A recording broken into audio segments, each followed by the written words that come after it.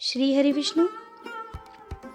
आज श्रीमद् भगवद गीता के अध्याय 2 के श्लोक संख्या 33 से लेकर 43 तक का वर्णन करेंगे।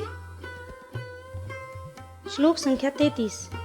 अथ चेत्त्वम् इमं धर्मज्ञ संग्रामं न करिष्यसि ततः स्वधर्मं कीर्तिं च हित्वा पापं वाप्स्यसि। किंतु यदि तुम इस धर्मयुक्त युद्ध को नहीं करोगे तो स्वधर्म और कीर्ति को खोकर पाप को प्राप्त होगे। श्लोक संख्या 34। अकीर्तिं चापि भूतानि कथयिष्यन्ति ते अव्ययाम संभावितस्य चाकीर्तिर्मरणादिरच्यते।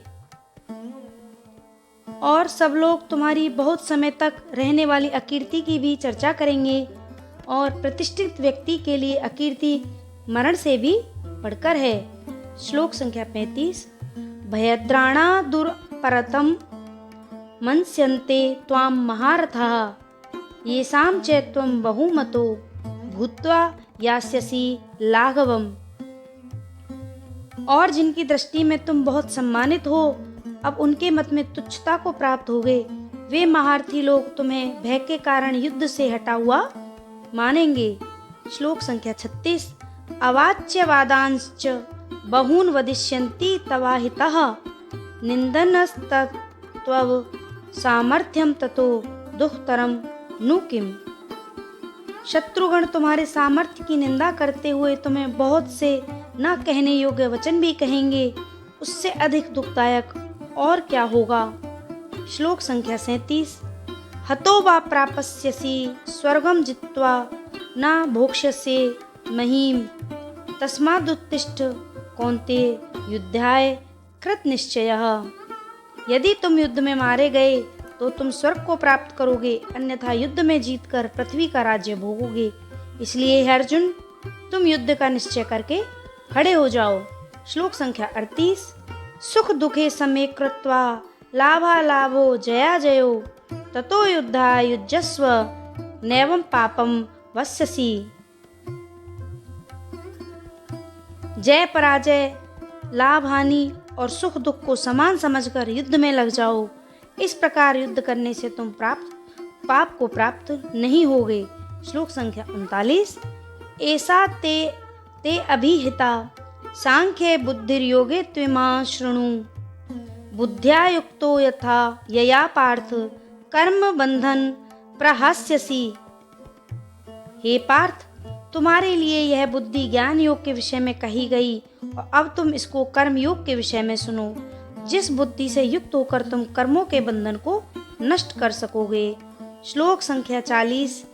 नेहाभिक्रम नाशो अस्ति प्रत्यवातो न विद्यते स्वल्पम पश्यस्य धर्मस्य त्रायते महतो भयात्। इस कर्म योग में आरंभ का नाश नहीं है, और इसमें उल्टा फल रूप दोष भी नहीं है, बल्कि इस कर्म योग रूप धर्म का थोड़ा सा भी साधन जन्म मृत्यु रूपी महान भय से रक्षा कर लेता है। श्लोक संख्या 41। व्यवसायात्मिका बुद्धि के रेह कुरुनंदन बहुशाखा येनन्ताश्च बुद्धो अव्यय व्यवसायी नाम।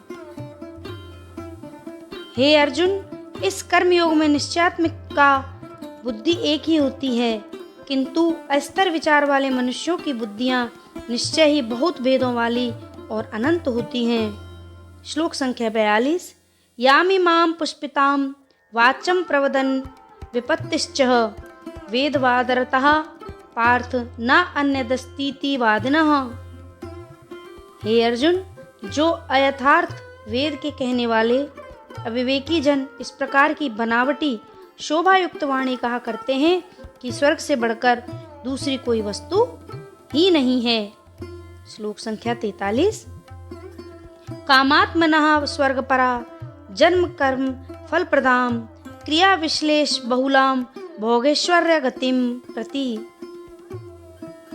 जिनके लिए स्वर्ग ही परम प्राप्य है, जो कि जन्म रूप कर्म फल देने वाली एवं भोग तथा ऐश्वर्य की प्राप्ति के लिए नाना प्रकार की बहुत सी क्रियाओं में रुचि रखने वाले हैं।